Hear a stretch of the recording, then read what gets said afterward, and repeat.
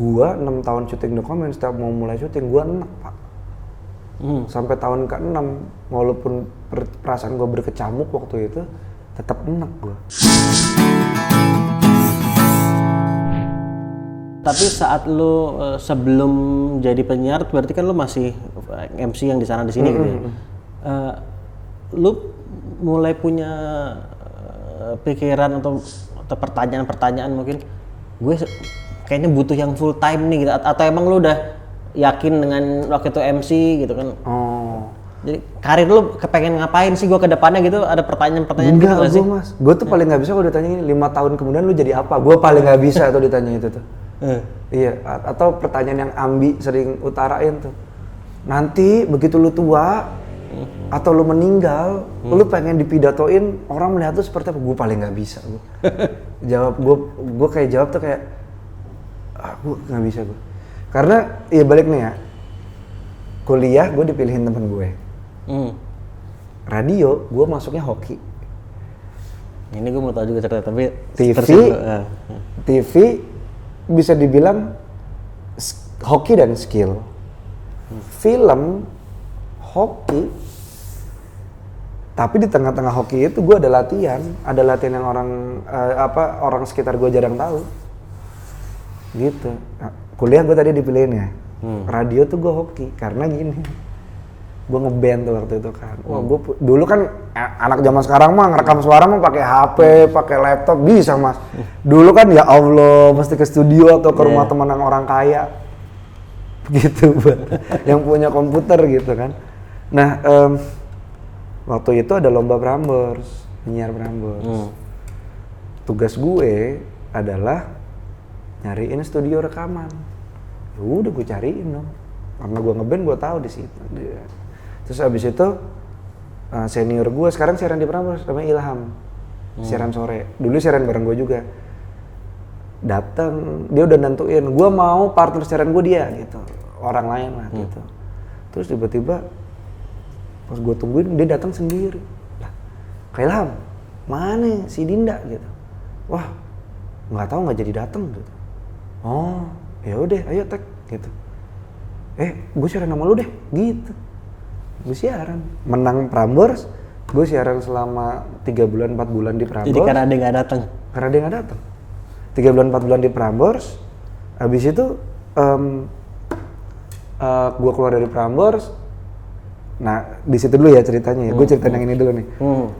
Latihan. Sebelum gue sama Ilham, sahabat gue itu si Reka itu selalu bilang, Danang mah kuliahnya di B-Voice radio kampus gue. Karena tuh gue lemah banget sama jadwal Mas. Makanya gue membantu diri gue dengan mencatat. Gitu. Jadi makanya gue minta tolong Mas, tolong ingetin hari Senin ya gitu. Gue tuh lemah banget sama jadwal. Jadi kuliah gue tuh kadang-kadang yang harusnya masuknya besok, gue masuk hari ini kayak ya sepi, gue ke B-Voice. Gitu. Ujian gue udah ngumpulin ternyata ujiannya kemarin. Yang gitu-gitu. Jadi nilai gue tuh jeblok gara-gara ketololan gue, bukan gara-gara skill gue tuh cemen, enggak gitu. Ya gue nggak bilang, gue cukup percaya diri bahwa gue hobi banget belajar gitu, nyoba gitu. Jadi bukan karena jelek, bukan gitu, tapi karena tolol gue gitu. Terus abis itu gue ya udah nggak ada ini, gue latihan siaran, gue gantiin orang siaran. Pernah gue siaran seharian di B-Voice gitu, bener-bener 8 jam gue siaran. Gue pagi siaran, abis itu gue kuliah ini yang 8 jam ya ceritanya. Gue pagi siaran, terus gue harus masuk kuliah, ternyata kuliahnya off. Gue siaran lagi, nemenin temen gue siaran, abis itu siang ke sorenya penyiar nggak datang, gue siaran, malamnya gue nemenin siaran temen gue, yang gitu-gitu gue. Karena mumpung bisa belajar nih gue sikat gitu. Apa pembelajaran yang paling lo dapetin dari siaran? Ultimate-nya itu adalah ternyata pikiran orang bisa digiring. Itu ultimate ya, tapi dari sini kita bisa bikin ya itu theater of mind tuh nyata gitu. Orang maksudnya? Tuh iya theater of mind, dengan gua ngeluarin suara seperti ini orang tuh punya bayangannya sendiri soal gua. Jadi nggak sedikit yang kecewa gitu pas ketemu aslinya. Kayaknya kayak di sana gitu. Terus waktu itu ya taunya keluar muka Jawa bunder dengan kacamata gitu, tuh kayak kacamata tebel gitu-gitulah.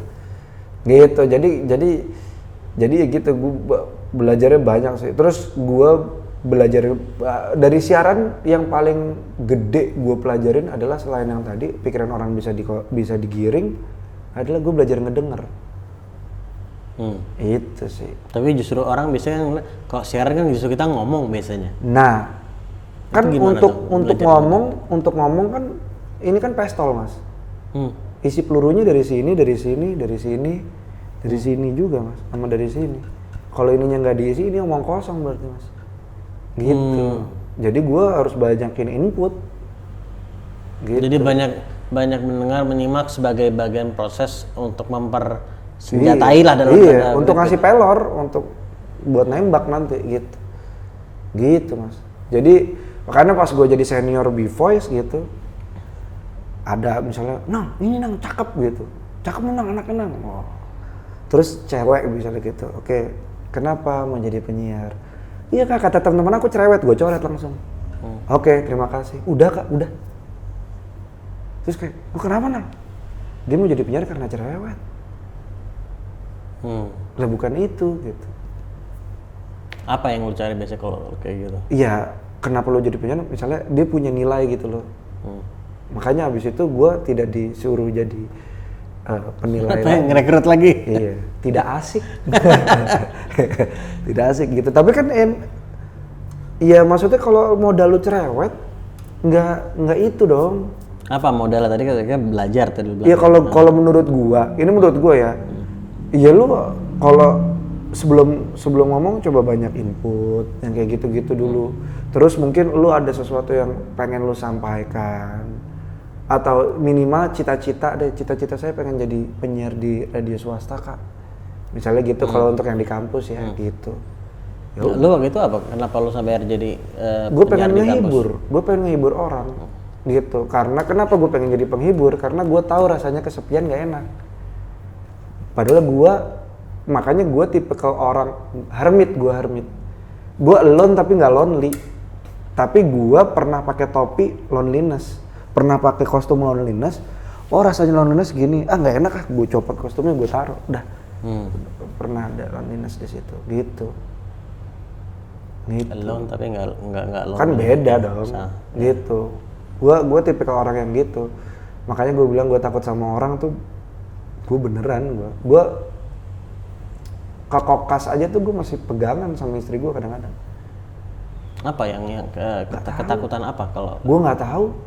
Kayak riweh gitu, kayak bising udah gitu riweh gitu aja sih. Apakah gue pernah baca juga sih dan pernah dengar juga bahwa lu kecenderungan introvertnya lebih tinggi dibandingkan extrovert. Iya, gue INFP gue. Dan tapi kan saat lo pekerjaan lo yang berhubungan dengan banyak orang gitu. Kan pakai kostum. Iya, jadi artinya lo ada kalanya lo bisa menaikkan sisi ekstrovertnya juga gitu kan. Ada. Tapi yang lebih naturalnya sebenarnya lo lebih enjoy saat lo nggak rame apa gitu. Okay. Nah kalau misalnya orang nanya, emang bisa kalau dilatih, badan kita canggih banget Pak. Wah gila, pikiran kita canggih banget Pak. Bisa dilatih, bisa, nggak mungkin enggak. Gitu, mau apa enggak kan gitu. Kalau gue sih latihan, gue latih, makanya gue bilang gue memandang diri gue pelajar udah. Gitu. Bukan entertain tapi justru pelajar. Gue pelajar gue. Gitu. Jadi kayak ya emang belajar. Nah, kalau tadi sebagai penyiar tadi terkait menggiring opini tadi itu gimana kalau yang pembelajaran itu bisa lu ceritain lagi ya? Gini. Kita ngomong apa gitu ya, kita ngomong, contohnya dari Theater of Mind tadi deh. Orang tuh jadi punya perspektif sendiri sama kita. Nah perspektif itu sebenarnya bisa kita kontrol dengan cara apa kata yang kita pilih. Udah gitu kita bercandanya seperti apa. Jadi kesannya tuh, Danang tuh kesannya gini ya, oh tidak. Gitu. Jadi itu by design gitu maksudnya. Iya, by design. Semua by design gue. Gitu. Kalau orang bilang, oh berarti lo bohong dong. Enggak. Gue nggak bohong. Gua cuma desain tuh nggak bohong. Kayak, wah lu acting dong lu, bohong lu. Enggak, acting bukan bohong. Sebenarnya semua orang tuh acting. Lu ngomong sama gua, beda ngomong sama orang tua lu kan. Lu beda ngomong sama kasir keroma. Kok beda-beda? Lu yang mana yang bener? Acting. Nah kan gitu. Masalahnya orang nggak sadar aja. Pemahaman ini gue dapet dari Om Yayu Undru kalau nggak salah. Waktu itu gue, wah kapan lagi ketemu Yayu Undru kan, kepikiran gue Om Yayu Undru. Gue nanya ngobrol, kayak contohnya ngebunuh, dia bilang gitu. Ngebunuh, acting membunuh gitu. Untuk mendapatkan perasaannya, ya kamu harus membunuh. Ngebunuh, Om pernah ngebunuh? Pernah. Kamu juga pernah? Tahu dari mana? Nggak pernah Om. Bohong. Pernah. Nggak pernah Om. Pernah. Emang kamu nggak pernah digigit nyamuk? Anjir, gokil. Bener, Pak, nyamuk kita bunuh, ceger. Kok nggak ada rasanya ngebunuh? Nah itu. Coba tambahin bumbu ini, ditambahin ini, rasa excitement pas ngebunuh apa gitu. Fondasi karakternya apa? Wah, kok dari situ gue, oh iya, acting gitu. Oh ternyata selama ini tuh kita tuh bersikap itu ya itu yang di apa ya, bisa dibilang dipakai untuk acting gitu. Gitu, dan sama ini ternyata semua orang acting tapi nggak sadar aja. Dipikirnya harus ya maksud gua. Saat orang masak nggak semua orang jadi koki dong. Iya. Paham gue maksud lo. Iya kan? Iya gitu. Jadi saat semua orang acting belum tentu semuanya aktor. Gitu. Itu sih menarik. Generalisir itu sih Pak. Di sini tuh digeneralisir semuanya. Maunya dipekin gitu loh. Enggak pecah dulu dong, detil gitu. Gitu. Oke. Gue maju dikit nih. Maju. Siaran, MC mungkin ada kalanya orang ngeliat sih memang, tapi kan beda biasanya katanya rasanya kalau dilihat sama di depan kamera direkam gitu kan. Nah kalau siaran lo juga nggak orang nggak ngeliat gitu kan. Nah saat lo mulai jadi di dunia TV gitu misalnya presenter dan seterusnya itu, peralihan itu kembali ke pertanyaan tadi, ada rasa takut, ragu gitu ada juga nggak? Dan kenapa lu memutuskan untuk masuk ke situ juga gitu? Ya duitnya Pak. Ya duitnya. Sama eksplorasinya tadi balik lagi ya, duit sama belajar tadi seru. Gua 6 tahun syuting dokumen, setiap mau mulai syuting gua enak Pak. Sampai tahun ke-6 walaupun perasaan gua berkecamuk waktu itu, tetap enak gua. Nervous gua tuh orangnya minderan basic. Serius deh, dan gue bersyukur atas minder itu. Kalau gue nggak minder, gue nggak improve diri, gue nggak nambah terus, gitu. Jadi, tapi ada orang yang minder dan dia karena minder dia justru menggunakannya sebagai alasan. Kalau kan ada tuh orang yang begitu juga. Ya gue orang minder. Kalau lu tadi bilang lu minder karena gue bersyukur karena minder gue jadi improve. Tapi nggak semua orang kan begitu. Ya karena gue mau, kan mujizat manusia itu Pak, mau. Kalau misalnya kucing tiba-tiba saya mau terbang gitu, dia kan nggak punya kemauan untuk. Jadi bukan soal bisa nggak bisa, tapi mau. Makanya gue bilang badan kita tuh canggih, otak kita dikasih sama Gusti Allah canggih banget. Begitu kita mau mah, ya Allah Pak, jangan yang baik-baik. Zina dosa gitu. Orang berani zina karena mau, padahal menentang gitu aja sih Pak. Jadi gue tuh kagum sama kebiasaan manusia untuk memilih dan mau gitu. Jadi terus yang tadi jadi gimana lo, karena lo mau tadi kan ke presenter tadi. Ya udah gue ya udah nyoba gitu. Gue cari referensi, gue bikin kostum gue supaya kalau misalnya ada sesuatu yang nggak sesuai ekspektasi guanya nggak terluka. Kostumnya jebol Pak. Saya di tahun kedua tuh hampir depresi saya. Hampir orang saya megang wastafel gini Pak. Tiba-tiba ada kawan, gue lupa siapa, ngomong sesuatu yang berulang-ulang. Kayak misalnya, lu paling nggak ikut lu, lu paling nggak ikut lu gitu Pak. Dari luar kamar mandi. gue gini shaking gini, terus tiba-tiba ada karakter yang gue sering gambar Pak. Bentuknya tuh bunder apa, palanya itu ada apinya warna hitam, matanya bulat kuning, terus taring semua gitu. Gini Pak depan muka gue, gitu. Terus gue tiba-tiba gue di lantai, lemes. Sebelum syuting, gue udah pakai jas. Ya udah, terus gue kayak, ya udah gue saat itu untung gue pakai kostum, gue langsung danang yang di lantai itu danang tuh.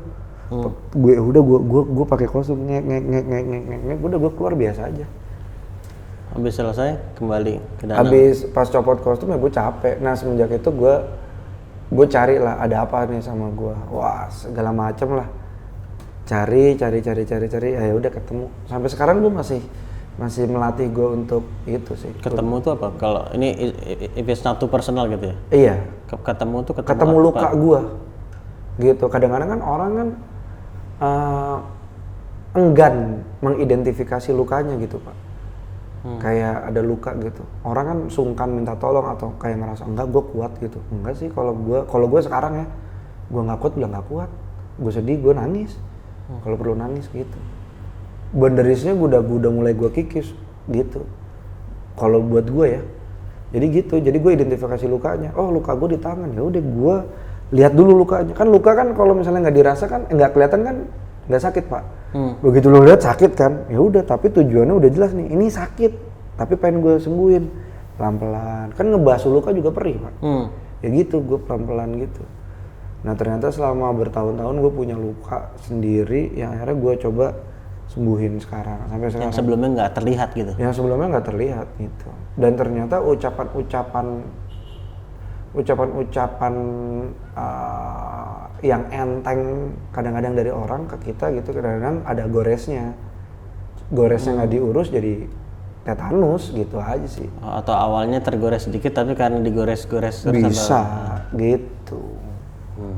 Jadi gitu Pak. Dan cara lo menyembuhkannya apa yang lo lakukan waktu itu? Gue banyak sih keliling sih. Gue waktu itu sempat ada satu orang yang gue ngaji lah tanda kutip sama dia. Gue ngaji sama dia, udah gitu gue ngobrol soal sudut pandang soal beberapa hal. Habis itu gue ke hipnoterapi. Habis itu gue belajar bela diri yang akhirnya ngagiring gue kemana-mana. Nah akhirnya ya itu, akhirnya semuanya tuh ternyata ada kemiripan nih Pak, walaupun disiplinnya beda-beda. Ya itu? Ya itu.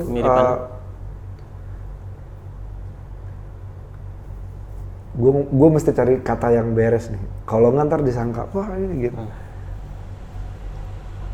Jawabannya ada di dalam, nggak pernah ada di luar.